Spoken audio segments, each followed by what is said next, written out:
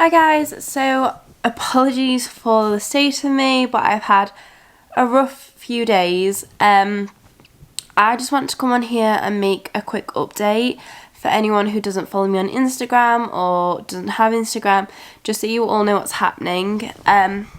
So basically Smokey has been really ill. I went down to go see him on Thursday last week, and I hadn't seen him for a few days, so the yard manager was looking after him because I was in a car crash and my car got written off, so I didn't have any transport, so I had to borrow a friend's car for a while. So before that I couldn't get down to the yard, so he was being looked after by the yard manager. That has nothing to do with any of it anyway, but that's just a bit of an update.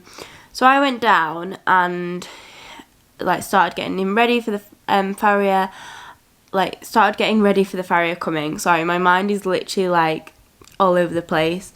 And I went to go fetch Smokey from his field, and I got there and he was literally laid out in a puddle.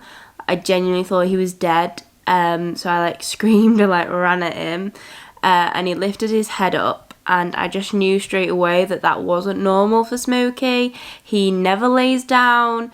He gets down, rolls, and then gets straight back up. He's not a horse that I've ever seen lay down in the field, apart from when he's rolling, so that's not normal for him. So straight away I knew something was wrong. I brought him up to the stables, and he actually basically trotted up, which is very Smokey, so I was like, oh okay, maybe he was just asleep. Brought him into the stable, and I put the bed up and he started kicking it all down, so I was like, that's a bit odd. Went to go grab his grooming kit, came back, and he was laid down again, and I was like, oh no, I think he's starting with colic, because obviously he's pouring, he's laid down, he's not settled. So then straight away I started walking him. I asked the yard manager when he'd last eaten. Obviously he'd been out in this field, so I couldn't tell if he'd passed any poos that night or anything. Rang my vet. My vet was away on a course. Rang the backup vet. They were in surgery, so then had to wait for a local vet practice to just send any vet. As I walked him, he did pass poo, and so I thought, oh, he's just got colic, it's just a bit of irritation. He might be absolutely fine. Tried to give him a bute, which is pain relief, and he wouldn't eat it, so we syringed one bute into him. Now by this point I'd probably been down at the yard an hour, and I knew that a vet was on the way, so I kept walking him. Come on. Come on.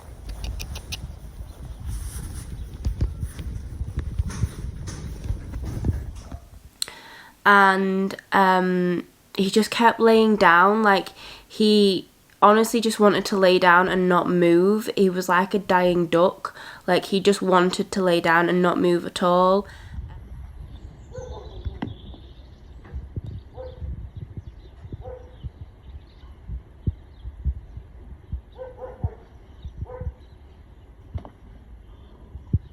But with colic, and because I suspected he might have sand colic, I wanted to keep him moving, because there's a bit of an argument as to whether it helps or whether it doesn't help. But basically I've always been taught that if your horse is colicking, and depending on what type of colic you think it is, to keep them moving if you can.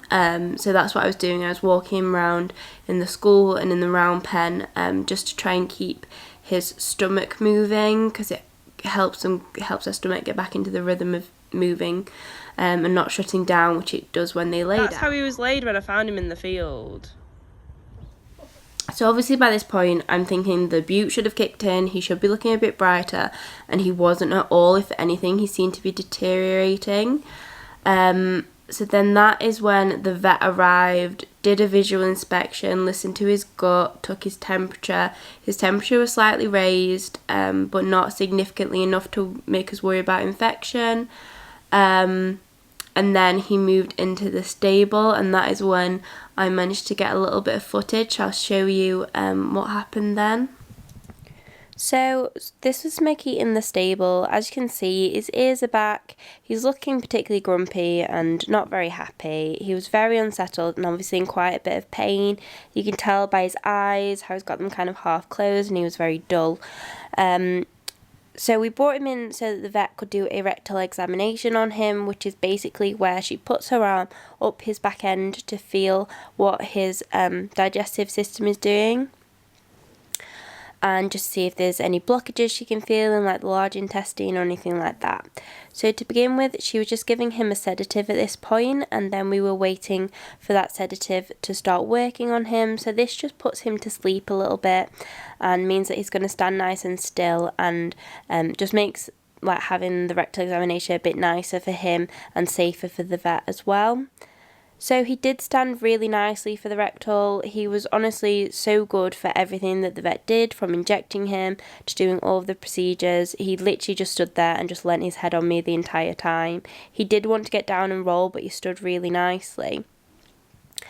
So after doing the rectal, the vet basically explained to me what was going on and what she could feel. And this was kind of the point that I knew it was looking really bad. I consider the large intestine is not in the right place. Okay. And it's quite tense and quite bloated. Okay. Right? Is he insured? Yes. Yes. I would honestly refer him to the hospital. Yeah. So as a horse owner, the two words you never want to hear are not in the right place and hospital, because that's when you know it's not just a bit of tummy ache. You know, this is obviously quite a serious colic. So basically, there's a few reasons the large intestine can move. It can be that something's caused it, possibly a blockage, or that it's twisted.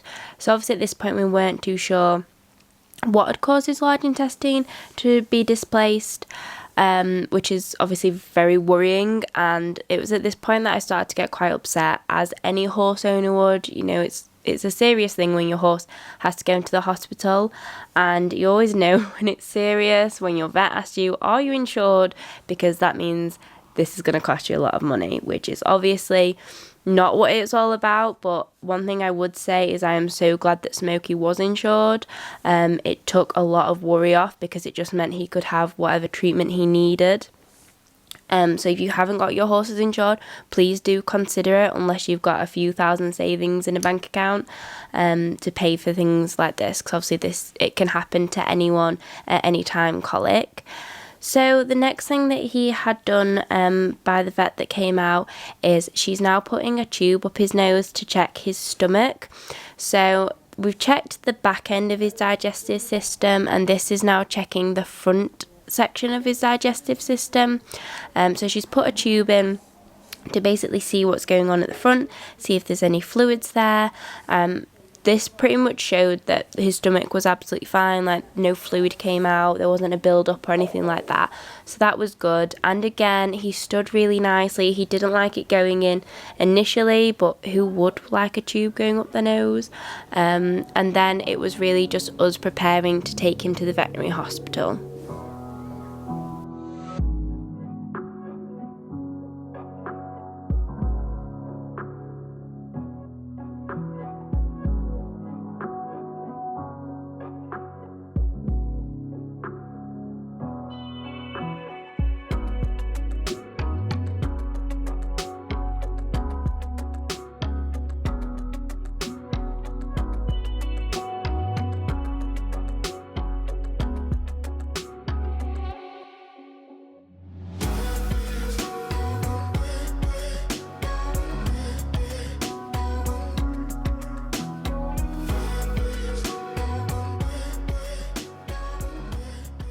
Good. And then we took him straight to the nearest veterinary hospital, which is actually about an hour and a half away from us, so not super close. And the entire time my heart was in my mouth, because he just wanted to get down and roll and lay down. So obviously I didn't want him going down in the box. So we went super slow, and we kind of like avoided all the motorways just in case I had to jump out and kind of like get him up at any point.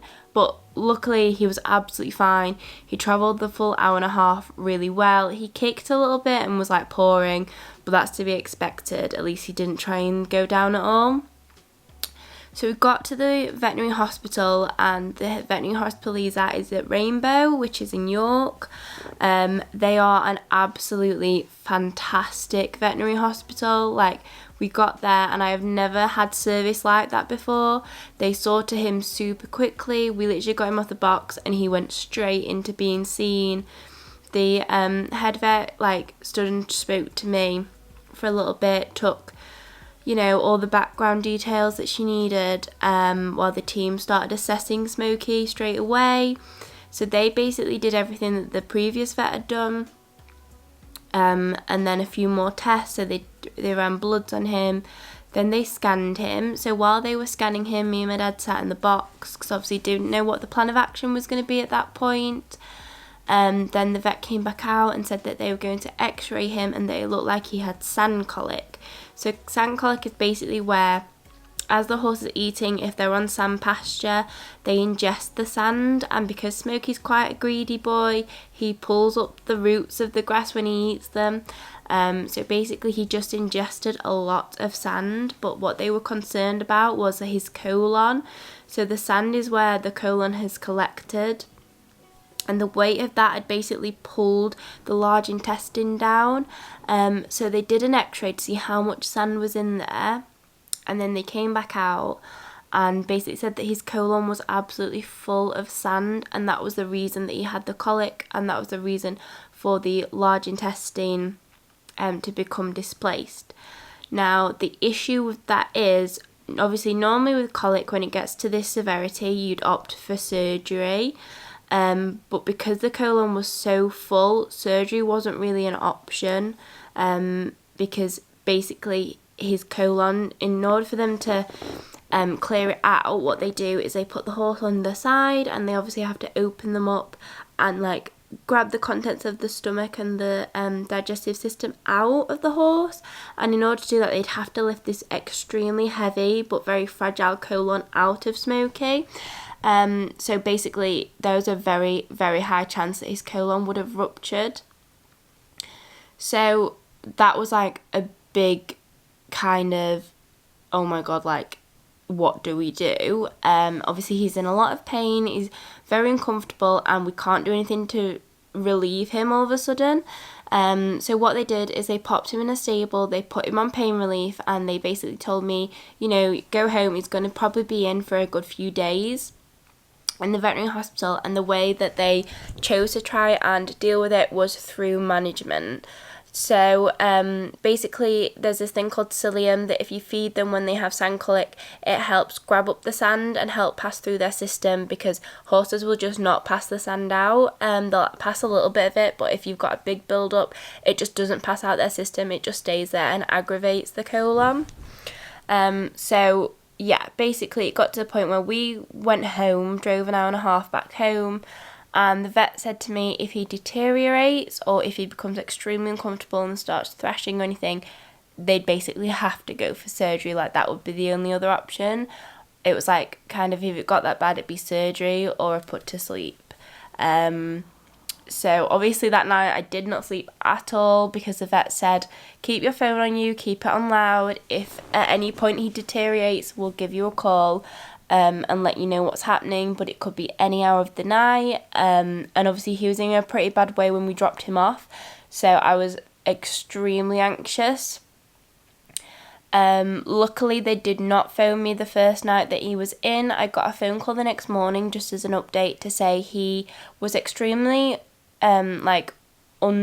uncomfortable until about 2 a.m. He was on pain relief and everything, but he still wasn't like happy. And then about 2 a.m. he kind of settled down a little bit more, which was such a relief, because the main thing was we didn't want him to become uncomfortable and then have to go for surgery, because obviously if his colon ruptured during surgery, it was kind of end of the line. And I've had colic surgery previously with my dad's old horse, and it didn't end very well. He came out of it and had to be put to sleep anyway. So I really, really didn't want to put Smokey through that. So basically, he's still at the vet's now. He is much brighter. He's still not out of the woods by any stretch of the imagination, but he is a lot more stable. So it's a few days later now, he's been there a couple of days, and he's on psyllium to get rid of the sand in his system. He's having Epsom salts tubed down him as well, and he had a bit of magnesium something that I can't remember, which basically gets the sand into the gut juices to help pass it. He has got quite severe diarrhea, they said, which is kind of expected. Like, he's on all of these things being tubed down him. His system doesn't want to pass it naturally, so it's just kind of getting rid of it really quickly. He's on a fibre replacement, so he's not on hay currently, just because we don't want to irritate his colon, because his colon is very inflamed and very sore and bloated and gassy, and all of those things are just not something that you want in a horse. So we're having to be extremely careful with everything we do with him. Obviously I'm not there, everything that the vets are doing with him, but he was in like the intensive care bit, so he's being looked at like constantly. And yeah, so at this point it's looking more positive. Like, he is brighter, he is more stable, he's still on pain relief at the moment, and I'm hoping that if he stays bright and he starts to pass the sand and he starts looking a lot better, that then they'll talk about him coming home. Obviously, we're not out of the woods, so please keep your fingers crossed and, you know, just keep him in your thoughts. But I just wanted to update everyone. So sorry it's been a long video, but I wanted to, like, thoroughly explain everything, because I can on video, whereas I can't really in a post. But yeah, so that is the situation. I will make another update as soon as I know what's happening. And fingers crossed my boy comes home, because it's been really difficult. Oh, I've tried not to cry through this entire video, but everyone knows Smokey is literally my baby, and it's horrible having a horse not be very well, but when it's like critical and you don't know if they're going to pull through or not, it's really, really difficult. But I just want to update you all, so I'm going to leave that there before I start full on crying. But yeah, thank you all for your support that you've given me on Instagram, and that I'm sure you'll give me in the comments here. I'll keep you all updated as much as I can. And yeah, fingers crossed that he's okay.